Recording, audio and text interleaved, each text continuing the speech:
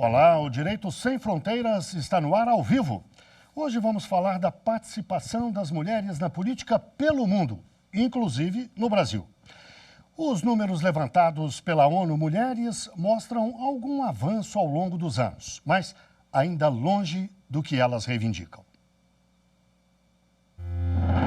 A meta é clara. As mulheres querem paridade de gênero na política. Quando homens e mulheres estão representados igualmente em espaços de poder. Metade homens, metade mulheres. O México é um grande exemplo. Em 2014, o país aprovou uma lei que abriu caminho para a paridade na política. Metade das candidaturas a cargos políticos para as mulheres e a outra metade para os homens. E em 2020, o México foi além, estabeleceu a paridade absoluta para todos os cargos públicos do país. O resultado aparece no Mapa das Mulheres na Política, feito pela ONU. A última edição, de 2020, mostra que o país com mais mulheres no parlamento é Ruanda, na África. Em segundo vem Cuba e depois Nicarágua e México. O Brasil aparece na posição de número 145 de um total de 187 países. Aqui, na Câmara dos Deputados, são 77 mulheres de um total de 513. No Senado, elas são 12 de 81. Nas prefeituras, apenas 9 mulheres estão no comando das 96 cidades mais importantes do país. A legislação brasileira garante um percentual mínimo de candidaturas para as mulheres, modestos 30%. E mesmo assim, alguns partidos são acusados de lançarem mulheres apenas para cumprir a cota, sem abrir espaço, dar apoio ou dinheiro do fundo partidário. Nesta eleição, o Tribunal Superior Eleitoral lançou uma campanha por mais participação das mulheres na política. Mais mulheres na política, sem violência de gênero. A gente pode, o Brasil precisa. Para falar deste assunto, vamos conversar ao vivo e online com Adriana Vasconcelos, jornalista e consultora em comunicação política. Conversamos também com Évora Cardoso, doutora em Sociologia Jurídica e integrante da Rede Feminista de Juristas. Muito obrigado às duas pela participação aqui no Direito Sem Fronteiras. Eu começo com uma pergunta para a Adriana. Adriana, no começo do programa eu disse que as mulheres ainda estão muito longe do que gostariam na ocupação de cargos públicos, no parlamento ou no executivo ou até no judiciário. Quão longe elas estão, na sua opinião?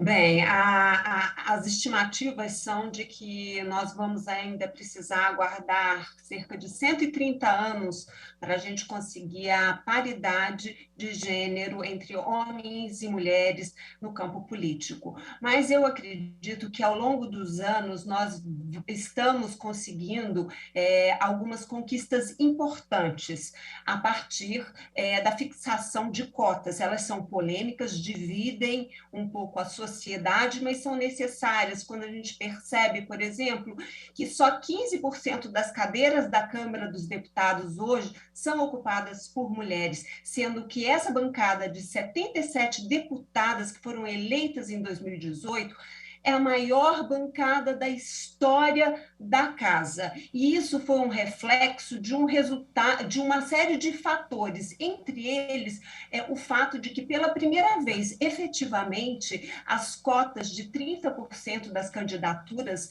femininas foram respeitadas a partir do momento em que a Justiça Eleitoral e o Supremo Tribunal Federal garantiram a destinação obrigatória de 30% dos recursos do fundo eleitoral público em candidaturas femininas. E isso acabou se refletindo, de certa forma, no resultado eleitoral, garantindo uma bancada maior na Câmara. No Senado, nós não tivemos um aumento, mas nós tivemos, sim, a abertura de novos caminhos para as mulheres ocuparem, entre elas o posto de vice nas chapas majoritárias. Por mais que isso seja considerado um subterfúgio para que os partidos cumpram a exigência da destinação de 30% dos recursos do fundo eleitoral para candidaturas femininas, beneficiando de outra forma candidaturas masculinas a cargos majoritários. Mas o fato é que, até algum tempo atrás, esses cargos de vice eram ocupados majoritariamente por homens. E em 2018, a gente acabou vendo a escolha preferencial de uma mulher para vice. Não só porque nós temos uma representatividade muito grande dentro do eleitorado nacional e dentro da composição da população brasileira, nós somos a maioria dos brasileiros, somos a maioria dos eleitores, mas isso não estava refletido nas candidaturas. Eu acho que é um pouco isso, Guilherme. Obrigado. Évora, a Adriana citou a questão das cotas, mas elas são o único caminho? Ele pergunta sobre as cotas pelo seguinte: a gente sabe que muitas vezes é aquilo que disse a Adriana. As candidaturas são montadas apenas para se conseguir o dinheiro do fundo partidário. E muitas dessas mulheres sequer recebem os recursos dos partidos. São candidaturas meio para inglês ver, como se diz popularmente. Mais do que isso, muitas vezes as candidatas são a mulher do deputado majoritário na região, do prefeito, a irmã dele, a filha dele. Como é que se resolve esse problema? Quer dizer, não basta cota, né? É o que a gente pode perceber. Boa noite, Guilherme. Boa noite, Adriana. Obrigada pelo convite e a todos que estão assistindo o programa. Eu acho que o ponto é: nem sempre uma única medida é o suficiente. Não é uma medida, as cotas, que vão resolver. A gente tem um déficit democrático no Brasil e no mundo. Estima-se que 8% só da população mundial esteja vivendo em contextos democráticos. Sem democracia não vai haver representação e não vai haver representatividade, porque não é só importante que a gente tenha esses corpos presentes na política. A gente precisa também de corpos presentes na política que defendam as pautas, né? As pautas do movimento de mulheres, a pauta do movimento negro, movimento LGBT, movimento indígena. Então, não é meramente uma questão de presença dos corpos. A gente precisa discutir mais amplamente democracia e representatividade, não só representação. Então, sim, as cotas, elas são uma medida, de certa maneira, insuficiente, se a gente considerá-las isoladamente, mas elas são uma medida extremamente importante. A gente não pode ignorar a importância das cotas. A cota que a gente tem no Brasil é cota relacionada às candidaturas, não necessariamente à ocupação dos cargos, né? Então, é diferente de uma reserva de cadeiras. O que a gente tem hoje, não só hoje, né? Há 30 anos a gente tem uma legislação que tentou ser aplicada de todas as formas, exaustivamente, para que a gente garantisse 30% de mulheres candidatas. E ela só passou a ser respeitada, minimamente respeitada, a partir de 2018 por conta de decisão judicial, então decisão da Justiça Eleitoral. Então a gente precisa ter uma cultura democrática, por exemplo, dentro dos partidos políticos. Por que as mulheres são as maiores filiadas, a maior quantidade de filiadas dos partidos políticos, mas não representam proporcionalmente a mesma proporção de candidaturas, e muito menos de eleitas dos partidos? Porque dentro da estrutura partidária, que é antidemocrática, quem decide a distribuição de recursos são as lideranças partidárias. Quem decide, no final das contas, quais são as candidaturas que efetivamente têm chances de ganhar e serem visíveis são as lideranças partidárias. E quem são as lideranças partidárias que estão distribuindo recursos públicos? São políticos que são brancos, homens, cisgênero, oficialmente héteros, mais velhos, mais ricos, e que provavelmente estão distribuindo esse recurso público para candidaturas à sua imagem e semelhança. É o que os dados indicam, né? E mesmo quando a Justiça Eleitoral determina que a gente deve distribuir proporcionalmente os recursos para as candidaturas de mulheres em relação à proporção de candidatas, né? Ou seja, que elas não fiquem sem recursos, os partidos encontram subterfúgios, como a Adriana estava mencionando. Você pode destinar 30% dos seus recursos para uma única candidatura de mulher do seu partido, se você quiser, né? Então, a gente ainda tem um déficit muito grande de democracia dentro dos partidos, e eu acho que isso precisa ser discutido. Bem, não só na pauta de gênero, na pauta de raça, claro, igualdade sexual, de sexualidade. Claro. Bem, nós vamos voltar ao Brasil daqui a pouco, mas vamos dar um passeio, um giro pelo mundo um pouquinho. Lá na reportagem eu coloquei aquele ranking que, segundo a ONU Mulheres, dá Ruanda em primeiro, depois Cuba, depois Nicarágua, por fim o México, dos 4 primeiros, né? São todos ou países pobres ou pelo menos em desenvolvimento. Por quê? Justamente esses países têm mais mulheres participando ativamente da vida política. Adriana. Bem, Ruanda, na África, é um país realmente que se destaca por ter o maior número de mulheres no parlamento, cerca de 60%. Alguns acontecimentos contribuíram para isso. Infelizmente, um trágico, que foi um genocídio em 1994, um período no qual 250 mil a 500 mil mulheres foram estupradas. 2 anos após as mortes nessa guerra, 70% da população adulta do país era feminina. E, por causa disso, elas acabaram assumindo postos de liderança. É importante destacar que essa ascensão das mulheres ao poder acabaram alterando o cenário político daquele país, de certa forma. Elas passaram a se organizar melhor na discussão das políticas públicas, na destinação de recursos para as áreas mais, como se diria, as áreas que mais necessitam, tá? Então, isso daí foi muito importante, de certa forma, para que as mulheres tivessem uma ascensão muito grande. Antes do genocídio, elas, no máximo, tinham conseguido chegar a 18% dos cargos, das cadeiras no parlamento. Eu acho que esse daí é um trabalho cultural, como a Évora disse, também de democratização do poder dentro dos partidos políticos. Eu vivi durante algum tempo dentro de uma estrutura partidária e sei exatamente as dificuldades que as mulheres enfrentam no dia a dia para ocupar os espaços. E quando eu falo em ocupar espaços, qual seria a importância disso? Eu gosto de usar uma comparação com dados e levantamentos feitos pela OIT e pelo FMI, que indicam que, por exemplo, feito junto a 13 mil empresas em mais de 70 países, que indicam que empresas com mais mulheres em cargos de comando costumam gerar a mais para essas empresas um lucro de 5% a 20%. Imagine essas mulheres ocupando mais espaços dentro do debate nacional, dentro da construção de políticas públicas. Isso realmente elevaria e mudaria o foco de muitas dessas discussões e garantiriam soluções inovadoras para problemas antigos que a gente costuma enfrentar no dia a dia do Brasil.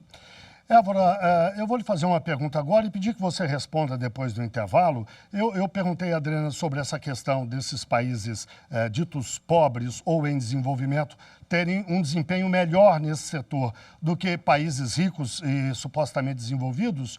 Eu lhe pediria para nos falar um pouco como é que é a situação nesse tipo de países, do andar de cima, como se diz por aí. Suécia, Finlândia, Noruega, países que têm fama de serem democráticos, que respeitarem direitos de minorias, direitos das mulheres. Por que eles não têm uma representação tão significativa assim? Mas como eu lhe pedi, logo depois do intervalo você nos diz, tá?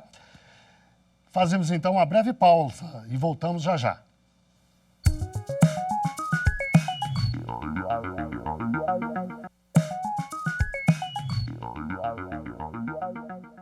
O Direito Sem Fronteiras está de volta. Hoje falamos da participação das mulheres na política pelo mundo.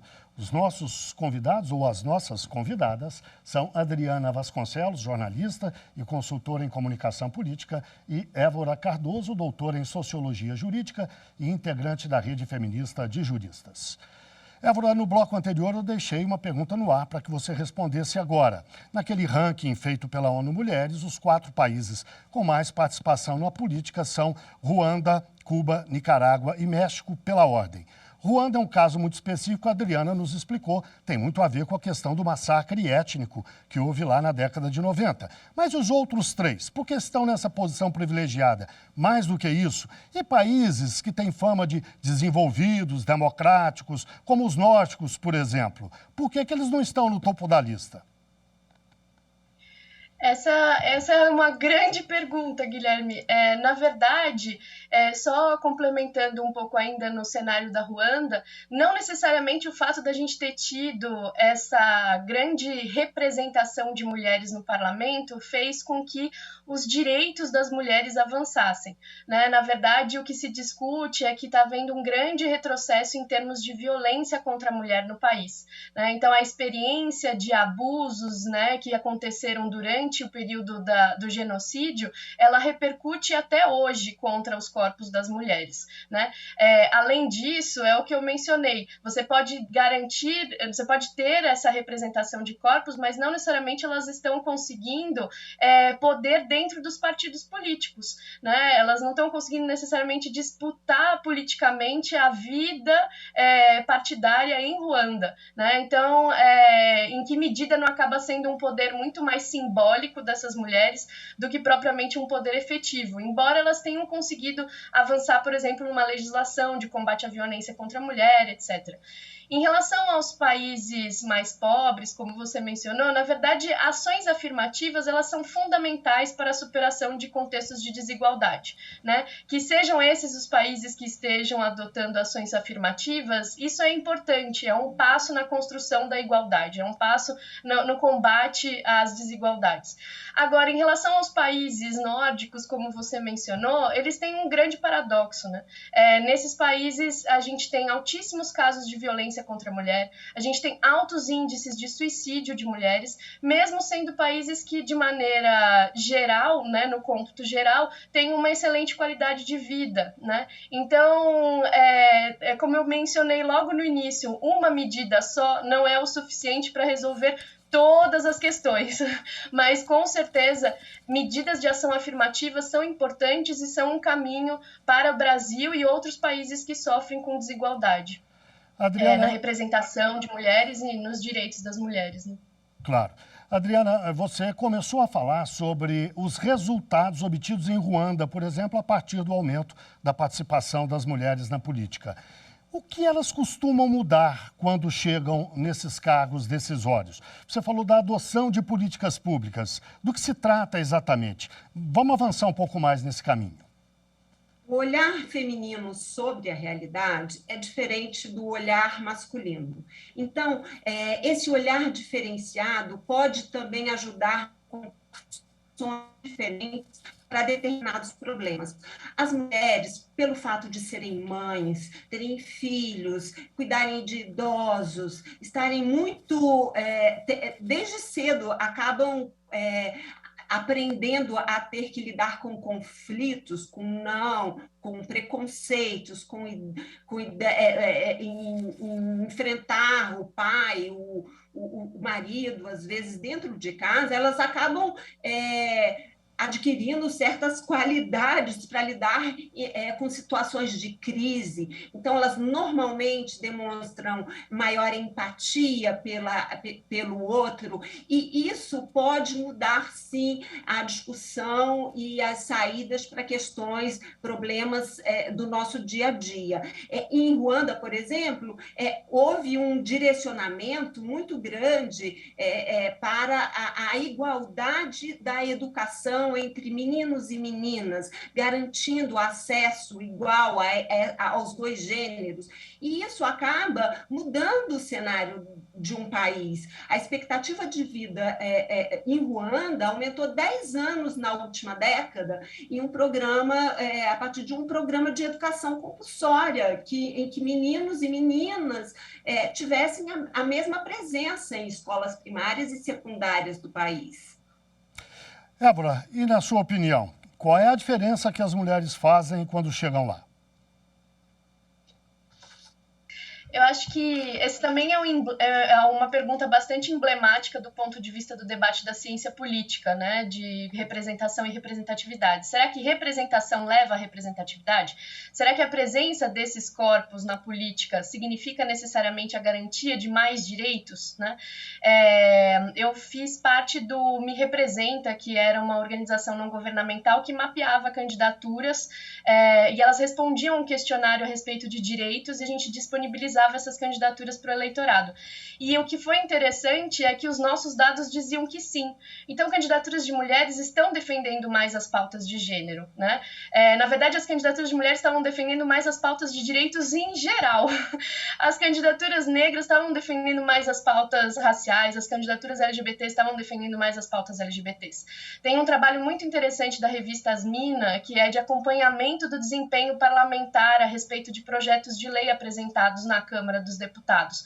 E realmente eles mostram que são as mulheres, elas estão conseguindo mostrar que são as mulheres as que têm apresentado projetos de lei mais favoráveis à pauta de gênero, né? Então, acho que a gente precisa pensar que, sim, representação, né? A gente está começando a produzir dados que representação está levando à representatividade. Mas não necessariamente é sempre assim, né? Então, quando os partidos escolhem estrategicamente que mulheres, né, que corpos eles vão colocar dentro das urnas como seus representantes, não necessariamente eles vão estar levando em consideração a questão da representatividade. Esse é um desafio que a gente vai ver muito marcadamente nestas eleições, em que foram reduzidas drasticamente a quantidade de candidaturas disponíveis nas eleições.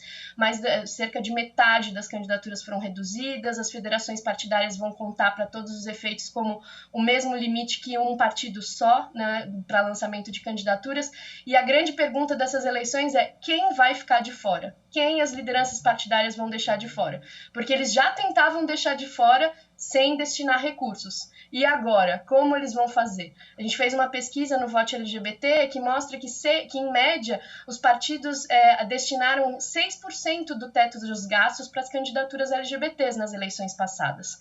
E quando eram cidades maiores, caía para 2% do teto dos gastos. Então, já não davam recursos. Agora, a pergunta é, quem é que eles vão deixar estar na urna? Mas, com certeza, teve uma mudança muito grande por parte do eleitorado, né, e da sociedade brasileira. Quando o Vote LGBT surgiu em 2014, ninguém achava muito importante votar em LGBT.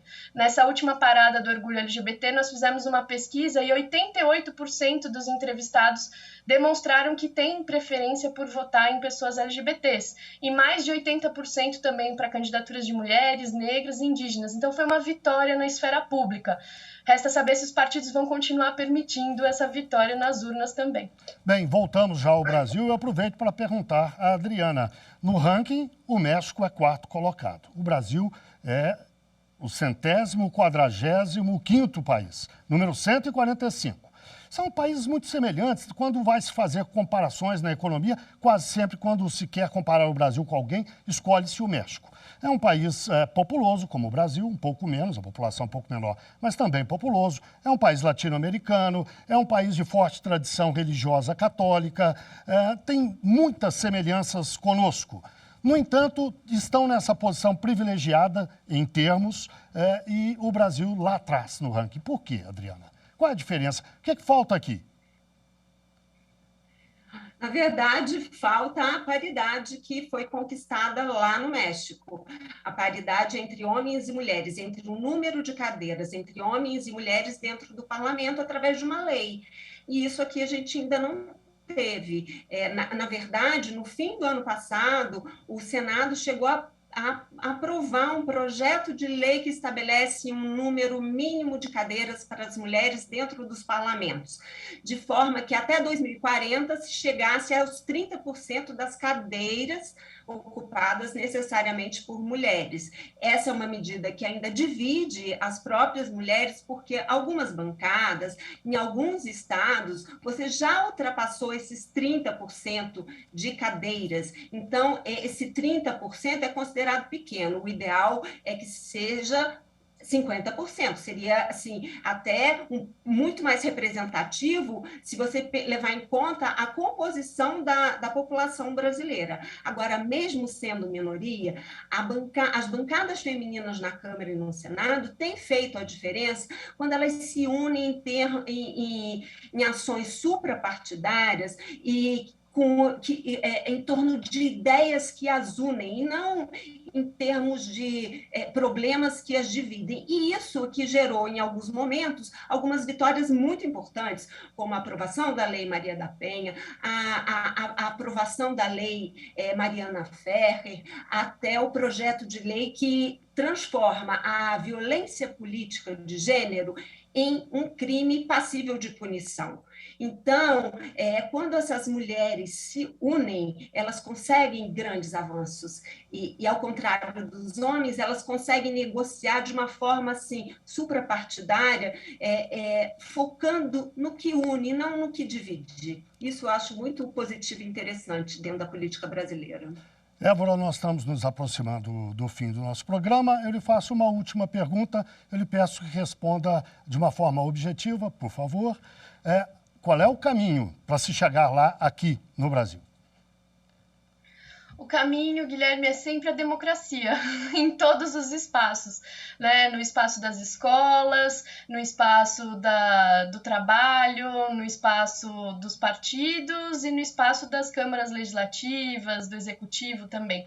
Então, seja lá quais forem as medidas que tenham que ser adotadas, elas podem ser ações afirmativas como cotas de candidaturas, reserva de vagas, garantia de distribuição de recursos, visibilidade eleitoral, maior democracia interna nos partidos políticos, são inúmeras as ações que o movimento feminista, o movimento LGBT, o movimento negro já tem lutado há muito, muito tempo, né? Esse é o caminho. Tá bem, muitíssimo obrigado a vocês duas, foi um prazer, obrigado pela participação aqui no Direito Sem Fronteiras. Eu conversei com Adriana Vasconcelos, ela é jornalista e consultora em comunicação política, e também com Évora Cardoso, doutora em Sociologia Jurídica e integrante da Rede Feminista de Juristas. Muito obrigado também a você que nos acompanhou aí de casa. Não deixe de seguir a nossa programação no site da TV Justiça e também no nosso canal no YouTube. Até o próximo programa.